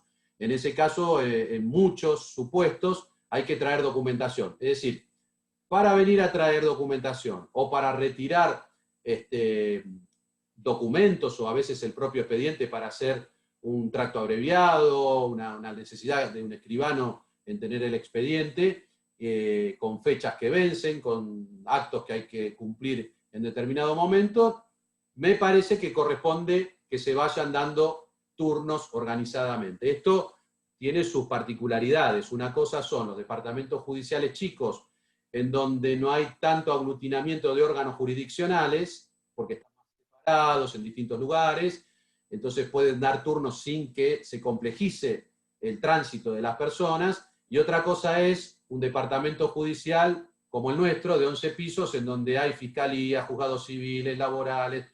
Bueno, cómo ordenar los turnos ahí ya es otra cuestión. Pero bueno, de a poco hay que ir tratando de mejorar eso, porque inevitablemente en algún momento nos vamos a tener que preparar para lo presencial. En realidad también hay que tener en cuenta que hay departamentos judiciales que ya abrieron, y abrieron con turnos, con un sistema de turnos informático. No, además todas las cuestiones que con formato papel también hay que verlo, porque lo hemos visto desde el colegio, el tema de la gestoría. La doctora, bueno, está preocupada porque quiere inscribir algo, bueno, el doctor Bengoa le da una opción, pero bueno, ella dice que no sé qué juzgado será, pero le determinaron que sí o sí tiene que esperar a terminar la pandemia y retirarlo de esa forma. Pero, doctor Bengoa, ¿quiere que le abra el micrófono? ¿Que le abramos el micrófono? Ay. Anita, ¿le podés activar el micrófono al doctor Bengoa? Porfa. Acá lo que dicen es, ojo, me refiero al trabajo de embargo e inhibiciones, por ejemplo. Bueno, eso desde los juzgados. Ahí está, Ángel. Claro, ¿qué tal? Buenas tardes a todos. No, yo me hacía referencia y creía haber leído que por ahí era respecto a alguna medida cautelar o algo por el estilo. lo que hace a la traba de un embargo, de una inhibición general de bienes, lo que tienen que hacer los letrados directamente es completar o sea, abonar el arancel por medio electrónico, a llegar ese comprobante y el juzgado directamente confecciona y remite, por lo general, no puedo decir que sea así en todos, el oficio al registro. Y ahí directamente ya el tema del folio de seguridad no resulta obligatorio.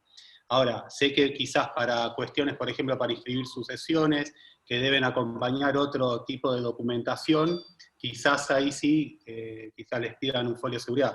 Nosotros hasta el momento no tuvimos. Ahí lo está aclarando la doctora que fue en el 1 de San Martín para una inscripción de una declaratoria de herederos. Bueno, no, por eso digo, nosotros tuvimos inscripciones, todo, pero hasta el momento, bajo esa modalidad, nadie hizo ningún tipo de objeción. Si el oficio fue devuelto quizás al abogado, y el abogado, electrónicamente me refiero, y el abogado hace el diligenciamiento quizás incorporando esas piezas y nosotros no tomamos conocimiento, por lo menos en lo que es a la inscripción de una declaratoria.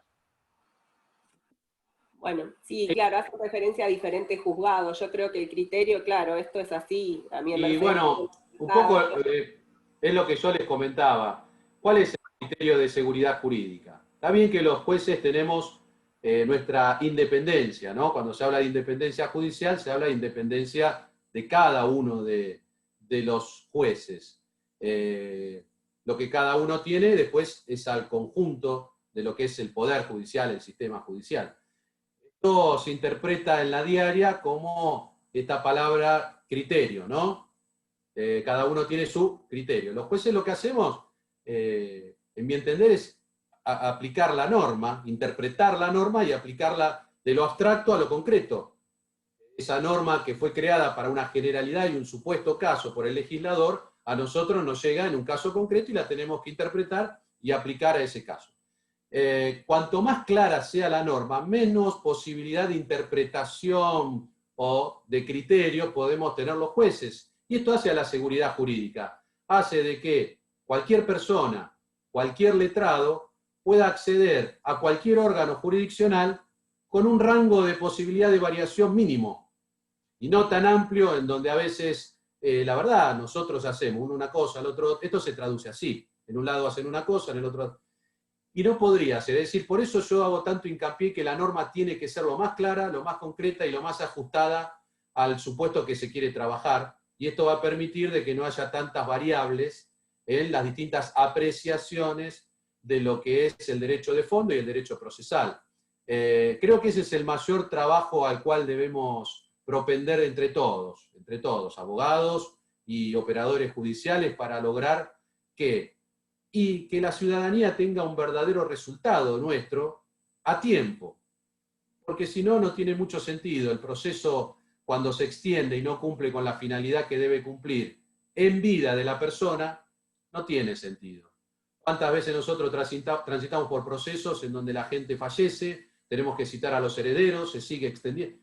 El proceso no nació para eso como concepto. Entonces tenemos que tratar de afinar y de trabajar mucho, y obviamente esto es muy, muy rápido, hay que hacerlo, porque el proceso tiene una fundamentación social. Si nosotros no vamos atendiendo a los cambios sociales que rápidamente en los últimos años se vinieron dando, el proceso ya no se adecúa, no sirve. Es una herramienta ineficaz para lo que tenemos que propender y hacia la finalidad para la cual fue creada. Entonces, creo que todos estos ejemplos no conllevan más que ratificar esta modalidad de tarea que nos incumbe a todos, y para esto sí están los trabajos de los colegios de abogados, de las instituciones como la nuestra, de las asociaciones de magistrados, y después cómo posicionarlo en los ámbitos correspondientes, que no son otros que los legislativos o los ejecutivos, porque nuestra Corte, nuestros superiores tribunales o la Procuración tienen un margen, pero no muy amplio, para poder reorientar los sistemas normativos. Los jueces podemos, pero no tanto. Entonces, uno puede un poquito, el otro puede un poco más, el otro no le parece correcto. ¿Cuál es la media de todo eso? Bueno, justamente lo único que nos deja a salvo es la ley, la norma. Un proceso claro, y adecuado en el tiempo. No hay otra manera. Todos estamos haciendo el mejor de los esfuerzos para poder comprender la necesidad, pero por otro lado para saber validar los actos con la seguridad que merecen. Entonces, como poder, la palabra poder, sí, se puede hacer todo. De hecho, nosotros acá estamos teniendo una charla virtual, pero el impacto de esta charla no va a ser un acto jurídico como el que merecemos en un ámbito de proceso judicial. Ahora, la palabra es lo que se debe hacer y con los mejores. Entonces, entre el deber y la realidad, ahí está esta permanente puja entre las decisiones que nosotros tenemos que ir tomando. Y le vamos buscando la vuelta de la mejor forma. Por ejemplo, con relación a lo que decía el doctor Bengoa, muchas de las cuestiones que deben ser a través de oficios y testimonios diligenciados por las propias partes, por los letrados, lo que hacemos es, lo envían digital, lo firmamos digital y se los reenviamos a su correo con la firma ya digitalizada. Y ahí puede haber dos modalidades para el letrado, que el tercero se los reciba vía digital, electrónica, o que lo tengan que llevar en formato papel, para lo cual lo pueden imprimir y diligenciar. Es decir, estamos buscando y bosquejando soluciones como para poder abordar esta etapa de pandemia, ¿no? ¿Alguien tiene alguna pregunta más? ¿Quieren tocar algún tema específico? ¿Quieren aprovechar la charla? ¿Quedó alguna duda? Juan Carlos, ¿tenés el micrófono? ¿Le abrís el micrófono al doctor Tomaguelli? Yo le di la palabra al doctor Bengoa porque imaginé que todos los letrados son del Departamento Judicial y así no es, pero bueno, es funcionario del Juzgado Civil y Comercial número 4, así que perdón que no lo presenté, doctor. Y el doctor Tomaguelli es el director del Instituto de Derecho Civil. Está acá. Sí, ahí ¿me escuchan? Sí, sí, te escuchamos, Juan Carlos. Ah, bueno. Buenas tardes a todos. Buenas ¿Qué tardes. tal? Bueno, gracias al doctor por esta detallada charla sobre estos temas procesales tan importantes, así que tan relevantes. Yo nada más, hay muchos temas como para tocar, pero quisiera resaltar el tema de la notificar el traslado de la acción. La notificación del traslado de la acción yo creo que es un acto procesal fundamental y donde debemos garantizar la debida defensa, en este caso, del que está notificado, de la demanda. Y yo creo que eso, las propuestas que hay de notificar de otro modo que no sea por la cédula de notificación como manda el artículo 143, creo que no corresponden. Y habría que, en esto yo tengo más de 40 años de profesión, si yo estoy de la parte actora, obviamente yo voy a querer tratar de notificar de todas maneras, ¿cierto? De todos los modos posibles, porque no tengo presión del cliente, quiero impulsar el proceso, más esta pandemia inédita que nos ha, bueno, que yo nunca por lo menos viví una situación así, ¿no? Entonces tenemos paralizados los procesos. Pero también tenemos que velar porque la persona notificada de un traslado de la acción pueda defenderse, ¿no? Yo tengo un caso concreto ahora en este momento donde se ha intentado notificar bajo responsabilidad.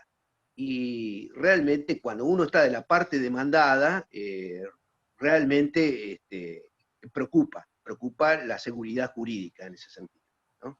Quería destacar esto. Bueno, un poco en los términos que venía hablando el doctor, ¿no, doctor? Sí, exactamente. O sea, yo... Un gusto conocerlo, doctor, y bueno... Igualmente, doctor. El equilibrio que me parece que hay que tener en miras superando la posición, ¿no? Como actor o como demandado. Es decir, siempre hablando en términos de garantía y de seguridad jurídica. Acto procesal, ¿cuál es la mejor forma de garantizar el acto que no va a ser ni más ni menos que el inicio de un proceso tendiente a una sentencia? Si yo este acto no lo tengo asegurado, validado al 100%, ¿cómo puede desarrollarse después el proceso, no? ¿Tiene estabilidad? ¿Validez ese proceso? Bueno, no nos vamos a meter en el ámbito de las nulidades procesales, que es muy amplio y es muy... Claro.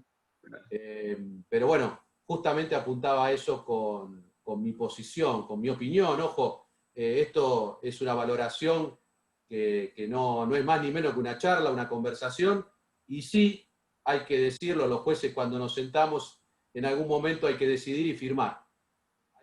Claro. Hay que tomar una decisión y, para decirlo de alguna manera clara, hay que sostenerla, hay que bancarla.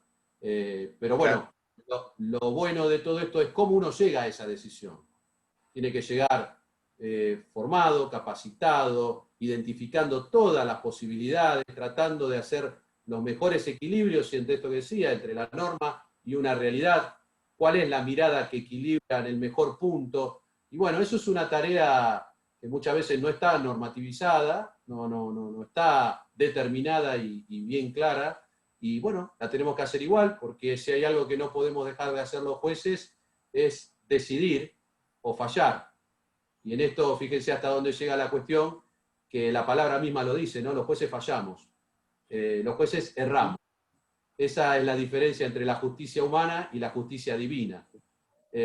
Acá es donde hay que hacer bastante hincapié también para entender cuál es la función de los jueces, cuál es la realidad de un juez en la función dentro de la provincia de Buenos Aires, del conurbano de la provincia de Buenos Aires, y cómo mejorarla día a día, porque también hay que hacer mucha autocrítica para posicionarnos de manera adecuada a lo que verdaderamente ese rol en la sociedad debe cumplir hoy, ¿no? Así que hay muchas cosas para charlar y para co-construir juntos. Claro, Porque por supuesto. Bueno, la realidad gracias, es que, doctor. la realidad es que venimos hablando de la reforma del código y terminamos hablando, y que bien me encantó cómo se armó la charla con la reforma que tuvimos que realizar sin analizarla tanto día a día. Y entonces ustedes deben tener muchísimas solicitudes de los letrados buscándole, como decía Juan, si estoy por la actora, la vuelta para notificar a como sea, y bueno, y por la demandada. Entonces estamos en esa lucha, ¿no? Creo que lo de la oficina de mandamientos sí es un tema que hay que resolver, y bueno, es complicado para las dos partes, ¿no? Para el Poder Judicial dar algunas respuestas, y para los abogados también a nuestros clientes, porque en todo esto está el justiciable, ¿Y sí?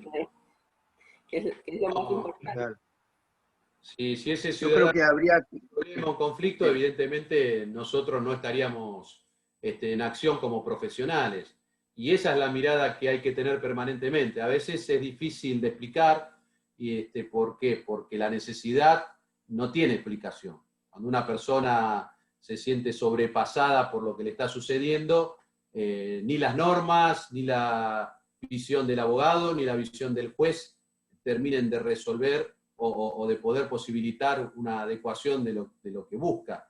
Pero bueno, hay que intentarlo, y hay que saber que nuestro sistema es un sistema de normas, donde la Constitución prima por sobre todas, y donde la jerarquía de construcción normativa está bien clara, y donde los jueces estamos simplemente, y que no es algo menor, para aplicar ese gran espectro normativo que tenemos en nuestra República Argentina. Gracias, doctor. No, por favor, al contrario.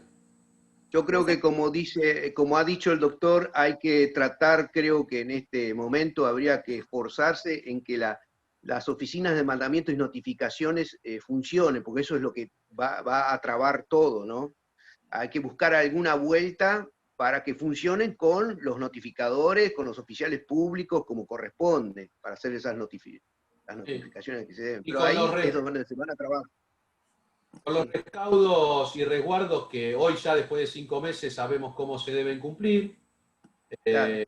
para que se puedan efectivizar y ejercer de manera adecuada esa tarea que no se puede suplir. Este es el punto. Hay tareas que no se pueden suplir. Una de ellas es la del oficial notificador o el oficial de justicia, para el caso de los mandamientos. Así que bueno, Sí. ahí viene una de las miradas que no podemos soslayar, que todo sistema judicial también tiene una mirada de política judicial, de política institucional. Bueno, ahí es donde también hay que hacer hincapié para ir ajustando y resolviendo, que la verdad, vamos a ser sinceros, nuestra Corte ha llevado de manera muy adecuada, muy bien realizada en estos tiempos, porque fue un trabajo y una tarea, ya les digo, de casi 40 acordadas y resoluciones, y su réplica en el ámbito del Ministerio Público, pero hay que seguir porque la realidad nos va superando día a día, y en esto hay que encontrar la capacidad de adaptación permanente, junto con la adecuación normativa y las posibilidades sanitarias que hay que tener en cuenta hoy, ¿no? Sí, tal cual. Perfecto. ¿Alguna consulta más? ¿Alguna pregunta que les gustaría hacerle al doctor? No, creo que... Hasta la hora de la cena no tengo problema, ¿eh? Hay que aprovechar, hay que aprovechar. No, La que próxima la cena es presencial, doctora. Hay una pregunta de Élida, hay una pregunta de Élida. Bueno, la de Élida es mediadora, entonces por eso también hace esta pregunta. Nosotros estamos con las compañías de seguro en la cabeza siempre. Dice, ¿podrían los jueces apartarse cuando la demandada es una empresa o una compañía de seguros que tiene un domicilio real determinado? Esa es la pregunta. Si entendí bien Creo que es la notificación en otra forma que no sea la de cédula de Suprema Corte, ¿no? A ver si entendí la pregunta. Por ejemplo, hoy yo ordené notificar a través de una cédula 22172 a Capital. ¿Pero por qué? Porque las oficinas de Capital están trabajando. Ella pregunta por carta documento a la compañía, al domicilio. Ah, no, y no, el principio general sigue siendo el mismo. Sigue siendo el mismo día. Porque las partes siguen siendo partes en un proceso con competencia y jurisdicción en el lugar donde estamos, es decir, en el ámbito de la provincia y en ese juzgado que tiene ese criterio. Estamos hablando de quien tiene este criterio, ¿no? Del que tiene el criterio de poder hacerlo, obvio que lo hace con todos los casos. Perfecto. ¿Alguien tiene alguna consulta más? ¿Algo que les gustaría preguntar? No, creo que no. Bueno, la verdad que... Ahí estamos. No, quería leer a ver si que no se haya pasado ninguna pregunta, pero no, creo que está todo conversado. La realidad es que si hablamos, nos ponemos a conversar de lo posible y de toda esta situación, porque tampoco sabemos cuánto tiempo más vamos a estar. Entonces se van suscitando cada vez más cuestiones que los juzgados van a tener que resolver y nosotros adaptarnos también, ¿no? No va a quedar otra alternativa, tomar algunas decisiones y bueno, ir trabajando en eso, más que nada en la prueba, en lo que hablábamos. Creo que con el doctor antes hablábamos del principio del juez con respecto a la decisión de la prueba y que, bueno, todo eso va a adelantarse, creo yo. Buscar otras alternativas. Claro. Sí, sí. No hay manera de esquivarle a la realidad. O trabajamos dentro de una realidad que además nos trasciende por muchos lados, o sea, no es solo nuestra posición, en el caso de ustedes como abogados, a quienes son funcionarios que también están presentes, o a los que somos jueces, no es eso, sino que la cuestión empieza antes, como personas, en nuestra propia individualidad, en nuestras familias, cómo nos va afectando, cómo nos va atravesando esta nueva situación, y después cómo nos vamos colocando de mejor forma en el ámbito de lo profesional.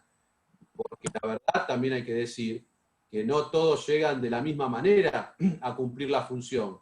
Hay muchas situaciones personales, familiares, que han suscitado que la readaptación no sea igual para todos.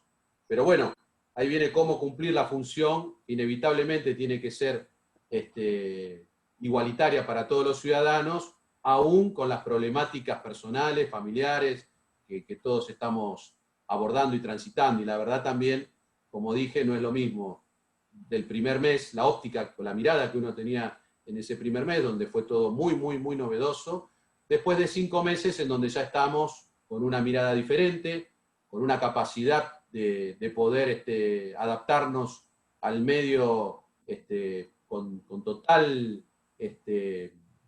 entendimiento de qué es lo que hay que hacer, qué es lo que no hay que hacer, qué se puede hacer, qué no se puede hacer, desde lo humano, ¿no? Desde el cuidado, desde los protocolos, de la salud, pero también desde las obligaciones que tenemos cada uno de nosotros en el ámbito social. Yo siempre hago en el ámbito académico, docente, un paralelismo que me parece que es muy sano, muy bueno, en donde así como existen médicos para las dolencias y las afecciones orgánicas o psíquicas, en el ámbito social los abogados y los jueces somos médicos sociales. Entonces, ¿qué pasa si esos médicos sociales no ejercen? Bueno, estamos viendo lo que sucede y lo que suscita, ¿no? No tener un adecuado sistema judicial presente en la ciudadanía y en la sociedad. El último eslabón de la cadena republicana no está de la manera que tiene que estar y eso complejiza. Creo yo que tenemos que ir avanzando como lo venimos haciendo, pero ajustando en el día a día y rápidamente, cuanto más rápido mejor, a poner la mayor eficacia en los sistemas para con los ciudadanos. Eso es algo inevitable e irrenunciable. Sí, sí. Bueno, doctor, la verdad que un placer tenerlo como disertante, porque más que también se formó una charla súper amena y, Sí. y hablar de la realidad, eso más en estos tiempos, y verlo virtualmente, que esto se pueda llevar a cabo con esta tranquilidad, esta charla, a veces no es tan sencillo, así que se lo agradezco un montón. Le vuelvo a repetir, que haya aceptado de la manera que aceptó, con esa predisposición, la verdad que se lo agradecemos muchísimo, ¿sí? El instituto está trabajando hace muy poco, y la verdad que estamos armando las charlas, y bueno, intentamos que los colegas, atentos a esta situación desde todos los institutos, ¿no? Entonces tratamos que los colegas tengan la mejor posibilidad de acceder a las charlas académicas, y bueno, la verdad fue un placer, le agradezco muchísimo. Por supuesto que desde el Colegio de Abogados esperamos contar con usted en otra oportunidad, desde nuestro instituto también, supongo que Juan también, y también de alguna manera, en algún momento presencialmente. Esperemos que eso suceda. Sí. Eso no lo van a poder evitar, ¿eh? El café para comer no van a poder evitarlo. No, los sanguchitos de mío, Sí. es otra cosa, presencialmente es otra cosa. Aunque nos vamos a tener que cuidar un poquito en la dieta después de esta pandemia. Sí, la verdad que sí. Así que le agradezco un montón. Quería agradecerles también por mi parte, la verdad que fue un muy lindo momento, no solo por lo agradable, por lo respetuoso de la charla, sino también por las opiniones que hacen que uno vaya construyendo una realidad de manera conjunta. Así que espero poder verlo nuevamente cuando ustedes deseen, tocar algunos de estos temas que quedaron pendientes, que son, la verdad, muy, muy lindos y amplios para poder volverlos a ver. El proceso da para mucho, como lo da para mucho también el ámbito del derecho civil, del derecho comercial, de lo que hace al derecho de consumo, que es otra de las cuestiones que a mí me interesan mucho. Así que bueno, agradecido, espero poder haber cumplido un poco con sus expectativas, gracias a Pamela, a María Laura, y también un saludo especial al doctor Bengoa, que es un viejo conocido de mis pagos. Sí, justo le iba a Muchas agradecer. gracias, doctor. Por supuesto, agradezco al Colegio de Abogados Académica por poder realizar esta charla, al doctor Bengoa por estar presente. Muchas gracias, doctor, por haber participado. También veo que hay colegas conocidísimos y que, bueno, de muchos años de ejercicio profesional, no los puedo nombrar a todos. Veo que hay compañeras de la colegiación, les agradezco muchísimo, mediadores que siempre están ahí apoyando. Muchas gracias. Quiero agradecer a las compañeras, a las colaboradoras del instituto, porque a veces no se puede llegar a ver el trabajo que implica armar un instituto, no es tan sencillo, así que le agradezco a Pamela Melsa, a Paula Santana, a Pamela, que bueno, a ella la escucharon, a Verónica Laceroni, así que muchísimas gracias. Yo los quiero invitar a que participen de las actividades académicas, de las charlas que estamos armando. El lunes que viene está el doctor Rodrigo Costa, que está ahí, lo estoy viendo, así que los invito, ¿sí? El 9 de septiembre va a estar el doctor Verdaguer hablando de oralidad. Bueno, Juan Carlos, tenés una charla con el doctor Acosta, ¿no? De desalojo, reivindicación. Claro, claro, sí, sí, no efectivamente. Recuerdo el día, Juan, pero... Creo que es el 23 de septiembre, a las 6 de la tarde. Perfecto. Sí, desalojo, acciones posesorias y acción de reivindicación. Perfecto, bueno, así que tienen alguna de estas charlas, les interesa, bueno, los invitamos a participar. Realmente muchísimas gracias por haber participado, cualquier cosa se conectan con el instituto. Me gustaría nombrarlos a todos porque los veo, pero bueno, se hace complicado. Ahí lo veo a José, bueno, la vi a Aurora Basset, bueno, muchas gracias a todos, a José Abate, bueno, hay gente del Poder Judicial, así que muchísimas gracias, de verdad, por el apoyo y por estar en esta primera charla del instituto, que para nosotras era, bueno, muy importante. Y especialmente al doctor Fede, muchas gracias, de verdad, excelente su disertación. Muchísimas gracias. Gracias a ustedes y buenas noches. Buenas noches. Buenas noches, gracias a los colegas. Muchas gracias, Mariana, gracias a todos.